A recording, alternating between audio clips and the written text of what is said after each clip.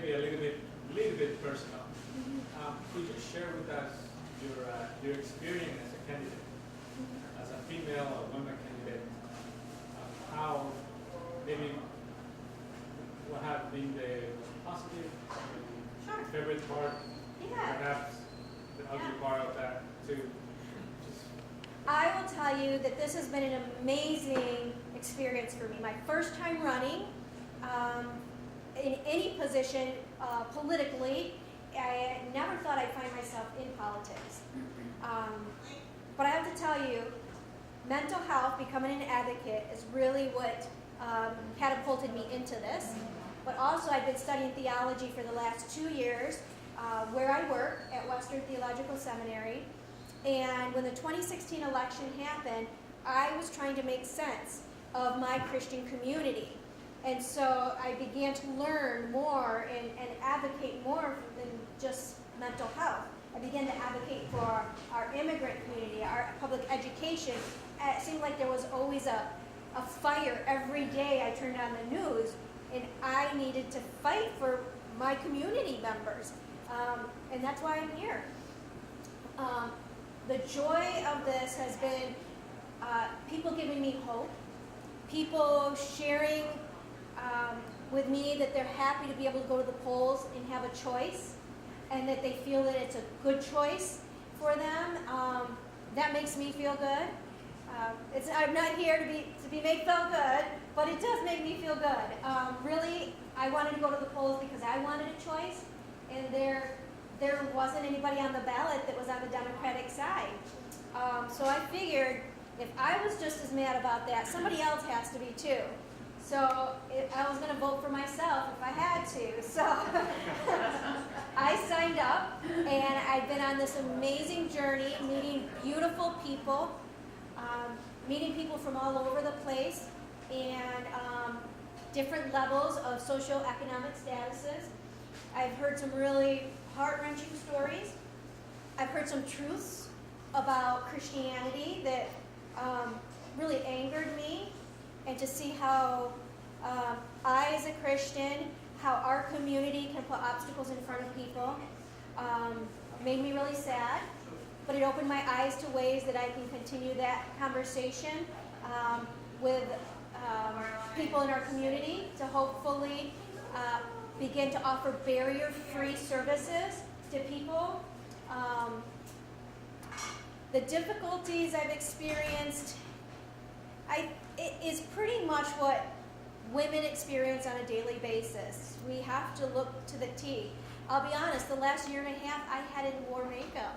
I really didn't do a whole lot with my hair, and I had put my dresses away because I didn't want to be, I felt like I didn't want to be put into the stereotypical look of what I'm supposed to look like as a woman. So for about a year and a half, I put all that away. But now I start to get out and meet people, and I'm in the public sector, and then I'm hearing, I'll be honest, people telling me, you need to do something with your hair. You need to put makeup on. You need to do this. And so I pulled out my dresses, and I dolled myself up so that I can look presentable, so that I can be taken serious, so that I can be pleasing while I'm talking. And that's just a fact of being a woman that I do have to deal with. So since probably this summer, I've adhered to that, and I don't like the makeup routine. It's too much time and too much money. But really, but to be honest with you, I don't know how many people followed the Supreme Court issues with Judge Kavanaugh, but after that, there were some people that felt emboldened, and there were some pretty disgusting things that were left on my Senate Facebook page, and very sexist things that were inappropriate. And that's what makes me sad, because I know that that's not just happening to me, that people are feeling, men are feeling emboldened to treat women this way because they think they can now get away with it. Because they're seeing the president get away with it, and they're seeing Judge Kavanaugh get away with it. But not just that, we have people that are racist that are being emboldened.